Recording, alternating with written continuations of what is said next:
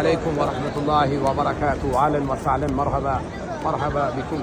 حياك الله حياكم الله. تقبل الله منا ومنكم وصالح الأعمال. أعوذ بالله السميع العليم من الشيطان الرجيم. بسم الله الرحمن الرحيم. يا أيها الذين آمنوا كتب عليكم الصيام كما كتب على الذين من قبلكم لعلكم تتقون. امید کرتا ہوں آپ سب خیر و خیریت سے ہوں گے اور رمضان المبارک کی بابرکت ساعتوں سے لطف اندوز ہو رہے ہوں گے، کیونکہ یہ مہینہ ہمیں سکھاتا ہے کہ ہم کس طرح لوگوں کی خدمت کریں اور اپنے سے جو کمزور لوگ ہیں ان کی کس طرح پرورش کی جائے، اور اس کو اسی لیے غم خواری کا مہینہ بھی کہا جاتا ہے۔ اور اس کے بعد یہ ہے کہ اس میں جو آپ کے عبادات ہیں ان کے درجات بڑھا دیے جاتے ہیں، ایک ایک نیکی پہ ثواب ہے۔ اس لیے اس رمضان المبارک میں آپ اپنے آپ کو، اپنے نفس کو کنٹرول کرنا سیکھیں کہ آپ کے پاس حلال ہوتے ہوئے آپ وہ استعمال نہیں کر سکتے۔ کچھ سوالات آئے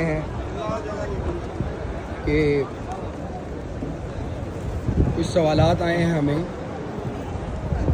روزے کے بارے میں، روزے کے بارے میں، فطرانے کے بارے میں، صدقہ فطر جسے کہا جاتا ہے اس کے بارے میں۔ تو ایک چیز ہمیشہ یاد رکھیے گا کہ آپ کو اگر آپ گاڑی کی خواہش کرتے ہیں اور اس سے اوپر والا ماڈل آپ کو مل جائے تو آپ بڑا خوش اور لطف اندوز ہوتے ہیں۔ اسی طرح جب آپ اللہ کی راہ میں دیتے ہیں تو اللہ بہت خوش ہوتا ہے اور اللہ بہت کریم ہے اور آپ کے رزق میں اضافہ کر دیتا ہے۔ آج ہم لوگوں نے اپنی عبادات کو اور اس طرح جو اسلام نے ہمیں چیزیں سکھائی ہیں ہم ان سے دور ہو رہے ہیں۔ جس طرح زکوٰۃ کے بارے میں ہم میں سچی طور پہ حرم میں کھڑا ہوں، آپ کو بتا رہا ہوں کہ آپ لوگ زکوٰۃ کے معاملے میں بالکل کنجوسی کرتے ہیں، بخل کرتے ہیں، اور یہ بہت سخت گناہ ہے۔ ہمارے ہاں یم بیکرز ہے اور ان کی ترقی کا راز لوگ پوچھتے ہیں، تو آج میں بتاتا ہوں کہ وہ زکوٰۃ پوری دیتے ہیں۔ اسی طرح ARY گولڈ والے زکوٰۃ پوری دیتے ہیں۔ جب آپ زکوٰۃ پوری دیں گے تو اللہ آپ کے مالوں کو بڑھائے گا، اور یہ فرض صدقہ ہے۔ زکوٰۃ ویسے بھی مال کو بڑھاتا ہے، قرآن میں آتا ہے کہ صدقے سے مال بڑھتا ہے۔ اس لیے آپ اپنی زکوٰۃ مکمل طور پہ ادا کریں تاکہ اپنے مال کو پاک کریں۔ اس کی مثال شیخین اس طرح دیتے ہیں کہ ایک بندہ ہے اور اس کے پاس اس کا گن پڑا ہوا ہے تو وہ اس کو استعمال نہیں کرے گا۔ اب میں آگے اس بات کو وہ نہیں کرتا۔ شیخین کے نزدیک یہ شیخین نے کہا ہے کہ آپ جو جن چیزوں کو اللہ نے آپ کو کہا ہے کہ آپ ان کو ختم کر دیں تو آپ ان کو ختم کرتے ہو۔ جس طرح شیخین کہتے ہیں کہ آپ کے جسم پہ جو غیر ضروری جن کو بال کہا جاتا ہے وہ کوئی استعمال نہیں کرتا۔ تو اسی طرح جس طرح آپ اپنے گند کو صاف کرتے ہیں اس طرح اپنے مال سے اس گند کو صاف کریں اور اپنے مال کو پاک اور صاف کریں۔ زکوٰۃ جو ہے وہ پوری ادا کریں۔ اس میں کل قیامت کے دن یہ مال آپ کے جو ہے گردنوں کا توق بنایا جائے گا، اور خود سوچیں۔ تو پھر یہی وجہ ہے میں یہ چیز کہتا ہوں کہ زکوٰۃ پوری ادا کریں۔ پھر ایک بندے نے سوال کیا کہ رمضان میں ہم نکاح کر سکتے ہیں؟ تو جی نکاح کیوں نہیں کر سکتے؟ رمضان میں نکاح کوئی منع نہیں ہے۔ نکاح جو ہے اللہ کے نبی صلی اللہ علیہ وسلم نے فرمایا جب آپ نکاح کرتے ہیں تو شیطان چیختا ہے، چلاتا ہے، روتا ہے، اسے پتہ ہے کہ یہ اب غلط کام نہیں کرے گا، اس کی نظر میں حیا آ جائے گا۔ اسی لیے تو اسلام کہتا ہے کہ رزق دینا، بلکہ قرآن میں آتا ہے رزق کی ذمہ داری کس کی ہے؟ اللہ کی ہے۔ آپ نکاح کریں اس کے بعد آپ کا مال بڑھ جائے گا۔ تو اس لیے نکاح میں بالکل تاخیر نہ کریں، اور اسلام بڑا اعلیٰ دین ہے، اور اس میں یہ ہے کہ نکاح میں لڑکی کے جو والدین ہیں ان کا شریک یعنی کہ ولی کا ان کا شریک ہونا لازمی ہے۔ ولی میں والد ہے، اس کی والدہ ہے، اگر والد زندہ نہیں والدہ زندہ نہیں پھر بھائی آتے ہیں۔ تو یہ اس طرح ہوتا ہے۔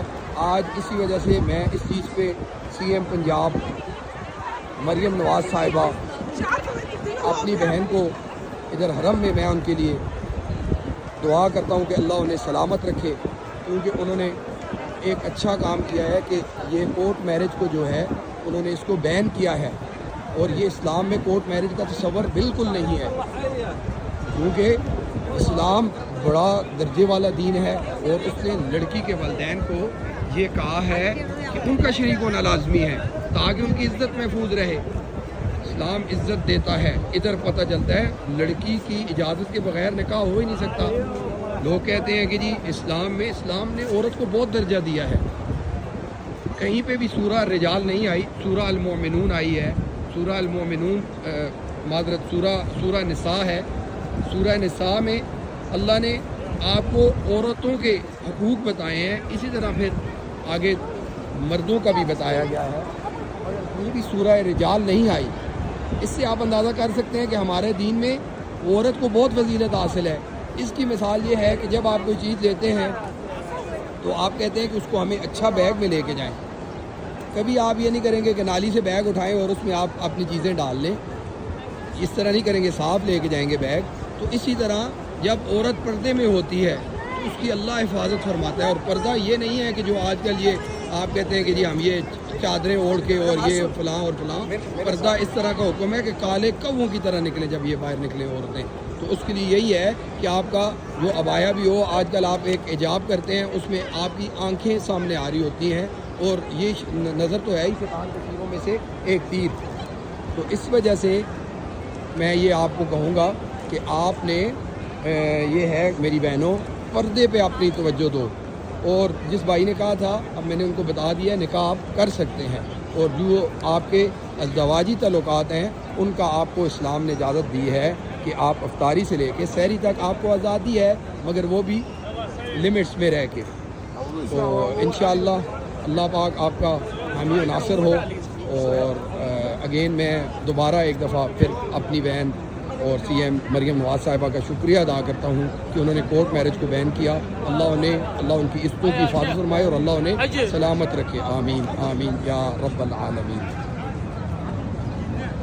کائنڈلی میرے چینل کو سبسکرائب کریں اور لائک کریں اور شیئر کریں۔ جزاکم اللہ خیرہ، بارک اللہ فیکم۔